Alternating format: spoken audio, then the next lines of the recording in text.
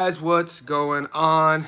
Fight week. It's my Tuesday morning, 6:30 a.m. I gotta be honest with you. this is I haven't been this excited for a fight week in a while. You know what I'm saying? Like part of me wants to cancel part of me wants to reschedule all my clients this week and just literally do all boxing content. And this is one of the benefits of running my own business from my home and my gym is that part of me, I mean, I could actually do that, but we still got to keep the lights on. But I'm excited, guys. This week is filled with great fights, not only in Las Vegas, there's fights all throughout, going down. There's a fight card on Thursday night, man, between a top 20 super middleweight that a lot of you guys probably don't know about. I just put it in our Discord. Beckner Magomedov is fighting Steven Sumter. This is going to be a fire fight. So my book right now isn't getting those odds, but we'll get to that as the week progresses. We got NFL today. We got Dana White Contender Series tomorrow. Guys, join the Discord. That link is pinned in the comment section below. I just uploaded last night my breakdown, prediction, and analysis. It's a tough one, boys. It's a tough one of a very fun fight. Lester Martinez versus Christian Mbilli. It's one of those matches. These matchups this weekend, guys, are going to be just entertaining, fun. Whoever wins, in terms of the bettors and the gamblers on my channel, I'm cheering for you. You know what I'm saying? But like anybody who's going to stand on a stage or stand on a platform and say, I know exactly what's going to happen. I watched all the film. This is how it's going to go down. Nobody knows. You can watch all the film you want. This is going to be one of those fight weeks to where we're going to be overthinking. We're going to be thinking too much. We're probably going to be flip-flopping. 2 weeks ago, I picked Lester. 2 weeks ago, I picked Lester to beat Mbilli. And the crazy thing about my whole situation is, and I should mention, guys, watch my Stats Don't Lie breakdown video. If you guys are subs on the channel and you only watch my live streams, make sure you go to my playlist, Fight Predictions, and those are my produced, edited breakdown videos, usually between 10 and 15 minutes, and you'll get, better film quality. There's edits. You get to see my production skills from behind the camera. And, I'm picking Mbilli. But 2 weeks ago, I was picking Lester. And the reason why I flip-flopped, it's crazy, is actually because of the Gongora fight and how much Mbilli was getting beat early. He wasn't losing rounds. He overcame some adversity in the second round and eighth round. Adversity in which I think a lot of lesser fighters would have been stopped. Now, the more you do your film study, the more you'll understand. You'll know that both Lester and Mbilli fought Gongora. Both guys won a decision. Gongora is a big, just odd southpaw. He has an awkwardness to his tempo. Everything Gongora throws seems like it's off sort of beat how he kind of boxes. And, he's a southpaw. And we know with Mbilli's style, he likes to, this sort of thing. We've seen him get hit with the uppercut multiple times. But it was in that Gongora fight, him almost being stopped, how he boxed through it, how he overcame that adversity. This is a guy who pushes forward on the front foot. He's constantly the hammer. And in that fight, it shows that he could be the nail and still win. Not every fighter could do that. That means something to me. Historically, look at some of your favorite punchers. Look at some of your favorite knockout artists. In fights in which they are losing, there's certain Hall of Fame fighters who can't come, who showed they can't punch themselves back into a fight. Mike Tyson being probably the most famous example in terms of, being a front foot guy and then getting backed up or getting dropped or getting, caught with something. And then, we know how that career went. No shade on Mike, legend, but look at his losses. And Mbilli, on the other hand, in my breakdown video, I said that he could box going forwards and backwards. I wasn't referring to his style. We know he's a front foot pressure guy. When I said he could he could punch going backwards, this is what I meant. In the Discord, I shared it with you guys. Watch the 8th round in the Discord. Go to YouTube. When he's hurt, now his instinct, he's super tough. He's durable. He wants to still sort of, clinch. He needs to work on that. There's some holes in his clinch game. Neither one of these guys are perfect.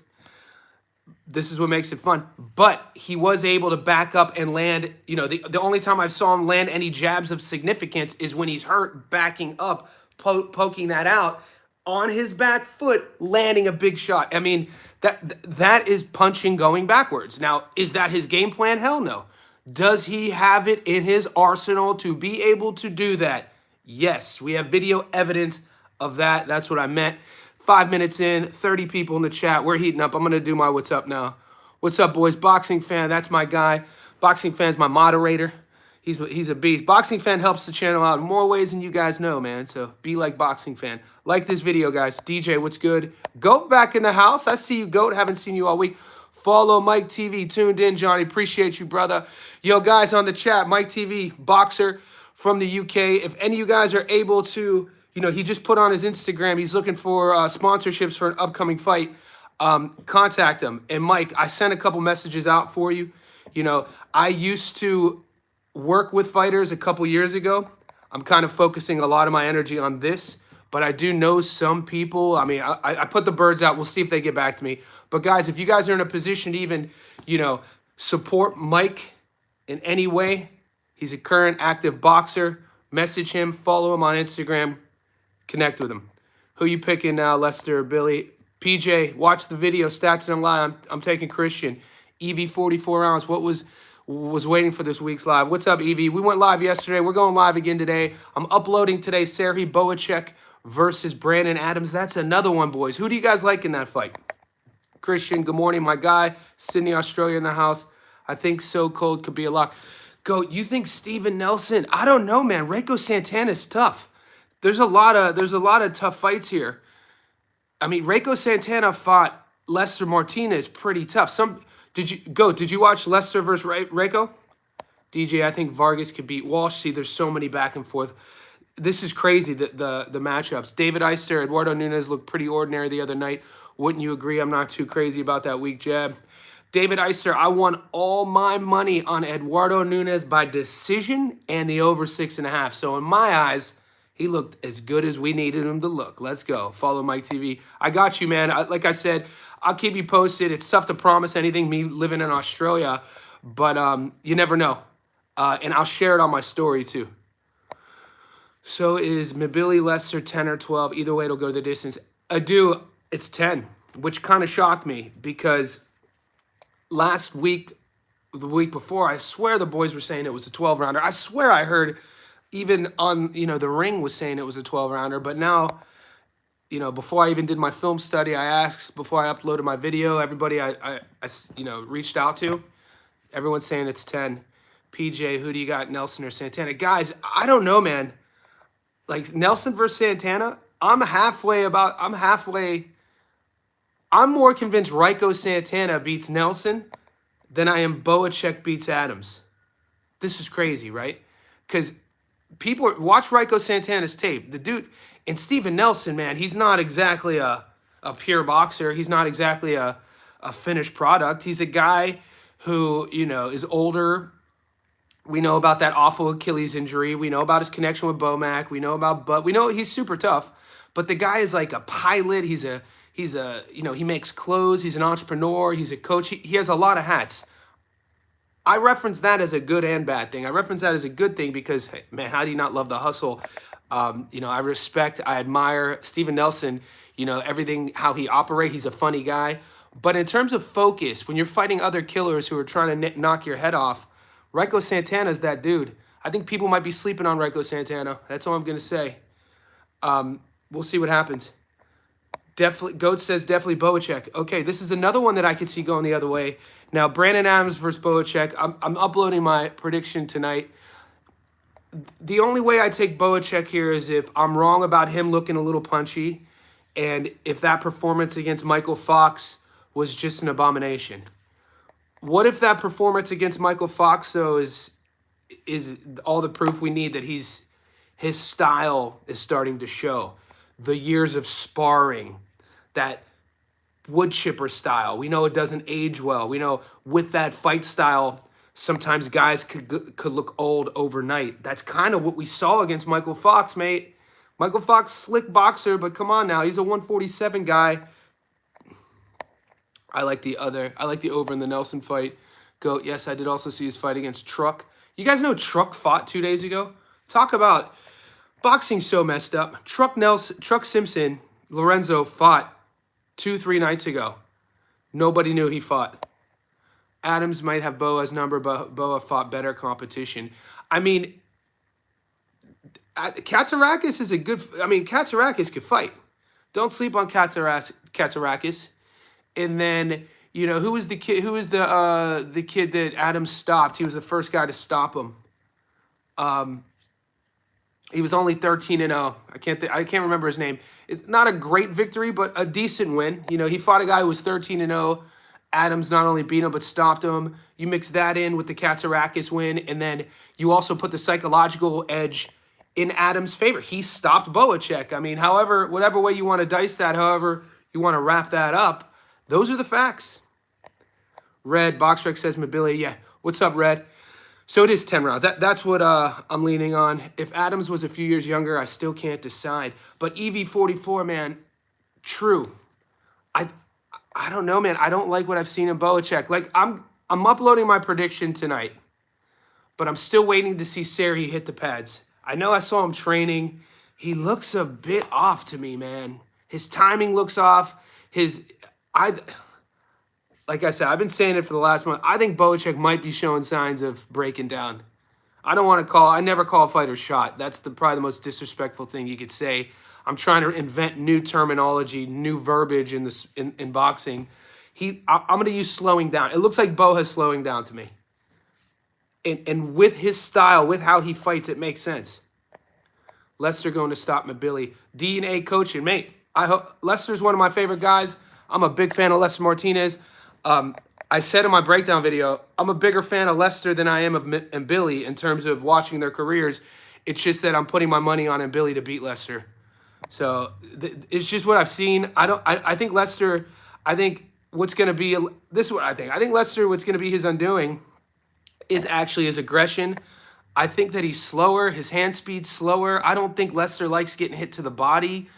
Another thing when Lester punches, some guys are able to punch at different angles and at different sort of in the pocket. You could change trajectory of punches. We've seen Mbilli do that, especially with his uppercut. He's just coming off that first round knockout against Sulecki. Sometimes he throws that uppercut here. Sometimes he throws it here. Lester, sometimes his punch placement, everything kind of looks the same. I think Lester also, he's a little bit taller. People were giving him the power advantage, man. I don't know, man. I don't know. I think in the pocket, I think in the clinch, in the firefight, on the front foot, I give the power to Mbilli. I do. So we'll see what happens. Like I said, I'm a bigger Lester fan, considering my allegiance to B&B. I'm a big fan of coaching. I like, Bomac, the work he does, the game plans he does. But I don't see Lester beating Mbilli. Yeah, I get it. Nunes showed he could box around the ring. He's a good fighter. I like him, but I'm pointing out, yeah. We saw that against Rikishi, though, Eister. And I think David Eister, the bigger take-home point, and this is what I said in my breakdown, was Chris Diaz. People were sleeping on Chris Diaz. Christopher Diaz was a dog. You mix Chris Diaz, being Puerto Rican, coming to Mexico, the rivalry historically in boxing, Puerto Rico versus Mexico. You also take that, and I told you guys this in my breakdown video. You take that with Chris Diaz only ever being stopped against Navarrete, I think 6 years ago. Diaz, is a tough fighter. Fought for 2 world titles before, didn't go his way. And, at a stage in his career where he fought like it was his last opportunity. Hats off to Diaz. And he hurt Nunes a couple times. Never really, might have wobbled him once or twice. What a fun fight. I was screaming at my TV. Mike Ross, is Marco Verde still on that card? I just like watching prospects for future bets. Mike, that's a good, mate, that's a good system to have. Let's check that real quick. So, guys, we have a card at the Fontainebleau in Vegas this Thursday. And it's headlined by Nurmagomedov versus Sumter. No, I don't see. I'd have to check. I'd have to check about Verde.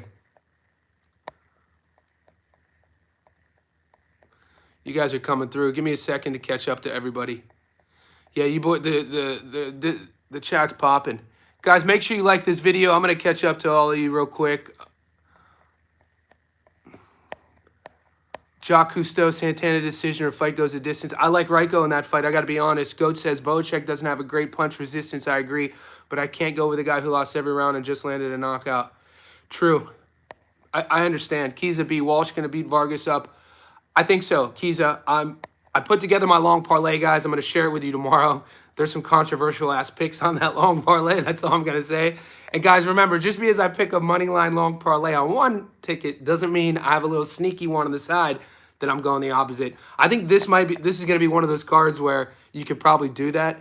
I mean, I'm not a $10,000 a ticket bettor. So, you know, sprinkling a couple here and there might be the way to go. DJ Green, Santana fights so slow. I think Nelson... But come on, DJ. Santana fights slow? If Santana fights slow, what does Steven Nelson fight like? Steven Nelson's combos are like...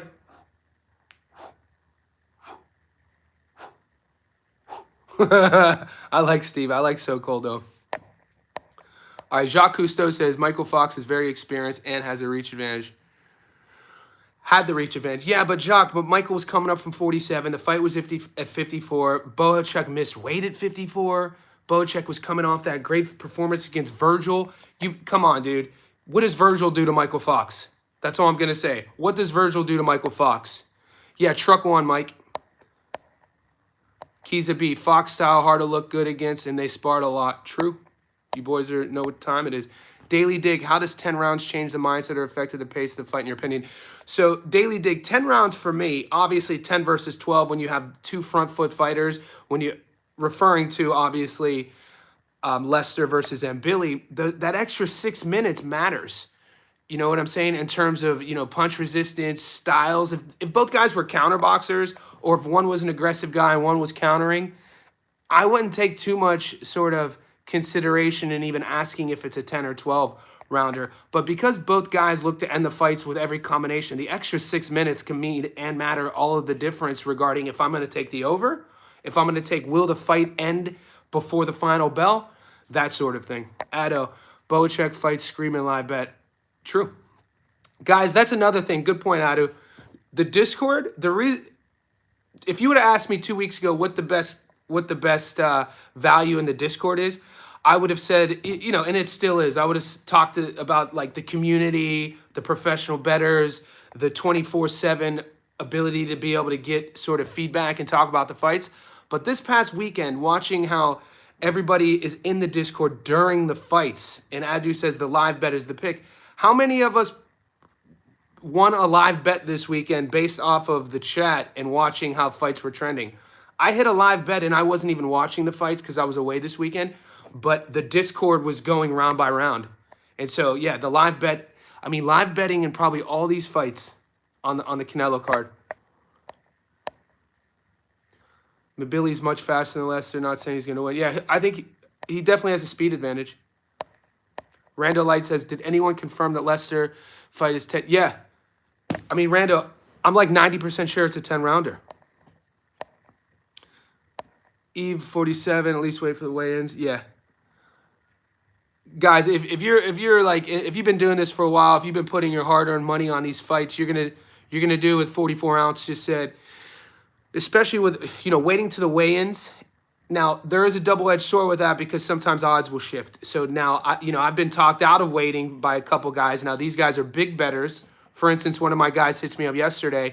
He's putting 20 grand, 30 grand on fights. He asks me what I feel about a certain two-legger, and I said I'll get back to him. And he was like, well, you got to get back to me ASAP because these odds are going to shift. So that's one style of betting. Another style is kind of like what I like doing with 44 ounces referring to. I like waiting to the end of the week. Now, granted, I give you my predictions before that. Sometimes when I put my money on specific parlays, I got to see what Bohacek looks like during the weigh-ins. I got to see how, the weight cut went for Lester. I got to see what Mbilli, the body language looks like. I want to see Terrence Crawford with his shirt peeled. There's so many unanswered questions. I want to see how big, is Callum Walsh going to be really that much, that big? We'll see what happens. There's some great fights. DJ says Nelson fights too slow, but he just looks like a better boxer. Santana is gonna have to make it ugly. I think I'm sure DJ, you watched the Diego Pacheco Nelson fight, right? I think Diego's skill obviously is a level above both of these guys, and Diego, he wants to bang, he wants to crack, but he could also win rounds being technical. Santana, like you said, kind of is somewhere in between. I think a dog fight